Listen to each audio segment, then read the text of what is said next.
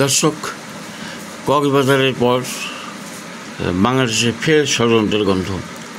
ইউনূসের নিয়ন্ত্রণাধীন নিবন্ধবিহীন দলের নেতারা মার্কিন দূতাবাসে ফের গোপন বৈঠকে মিলিত হয়। এই পর্বে দেখবেন এই সংক্রান্ত একটি প্রতিবেদন।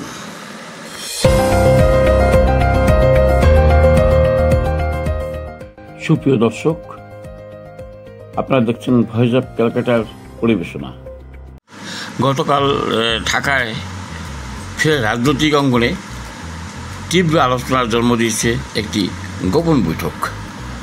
জানা গেছে, নিবন্ধবিহীন হলেও অন্তর্বর্তী সরকারের আনুকূল্যে তথাকথিত জুলাই বিপ্লবের কুশীলবদের সমন্বয়ে গঠিত রাজনৈতিকভাবে সক্রিয় ও বাংলাদেশের অবৈধ অন্তর্বর্তী মহাজন মোহাম্মদ ইউনূসের ওয়াহাবাধীন কিংস পার্টি তথা এনসিপির সভাপতি নাহিদ ইসলাম সহ দলটির কয়েকজন সদস্য মার্কিন দূতাবাসে ভারপ্রাপ্ত রাষ্ট্রদূত চার্জ অ্যাফেয়ার্স ট্র্যাসি অ্যান জ্যাকবসনের সাথে গোপন বৈঠক করেছেন।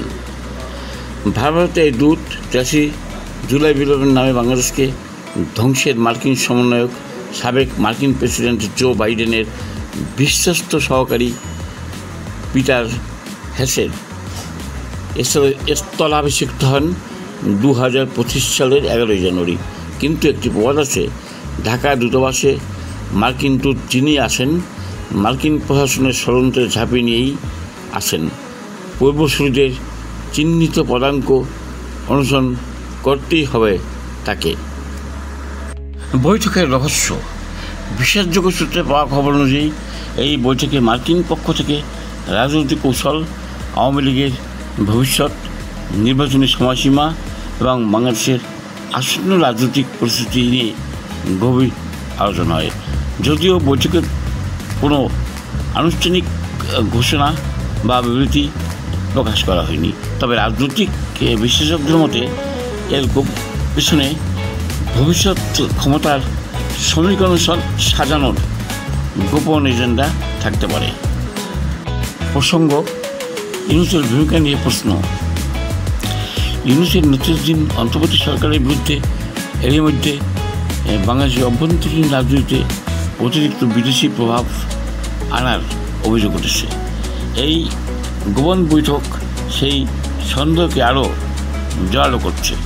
নিবন্ধনবিহীন দল এনসিপির ভবিষ্যৎ, বৈধতা ও তাদের রাজনৈতিক উদ্দেশ্যে নিয়ে জনগণ এবং বিশ্লেষকরা প্রশ্ন তুলছে। প্রসঙ্গ, মার্কিন স্বার্থ বনাম বাংলাদেশের অভ্যন্তরীণ রাজনীতি। রাজনৈতিক বিশেষজ্ঞদের মতে যুক্তরাষ্ট্রের সঙ্গে এ ধরনের অঘোষিত বৈঠক বাংলাদেশের গণতন্ত্র, সার্বভৌম ও অভ্যন্তরীণ রাজনীতিতে সরাসরি প্রভাব ফেলতে পারে। বিশেষত যখন নির্বাচনের সময় ঘনিয়ে আসছে এবং রাজনৈতিক অস্থিরতা চরমে, তখন এমন বৈঠক স্বাভাবিকভাবেই জনমনে সন্দেহের জন্ম দেবে। একটি স্থিতিশীল ও মধ্যম আয়ের উন্নয়নশীল দেশকে মার্কিন আগ্রাসনের ষড়যন্ত্রে তথাকথিত কোটা আন্দোলনের নামে 5 আগস্ট 2024 চরম অরাজকতায় নিবেদিত করে ধ্বংসের দ্বারপ্রান্তে নিয়ে যাওয়ার পরও এইসব অরাজক মার্কিন চররা দেশের আরও সর্বনাশের নীলনকশা বাস্তবায়নে লিপ্ত রয়েছে। ধাপে ধাপে, ফাঁদে ফাঁদে গোপন ষড়যন্ত্র অব্যাহত রেখেছে তারা। 150 মিলিয়নেরও বেশি মানুষ এই জালেমের হাত থেকে মুক্তি চায়। Voice of Calcutta.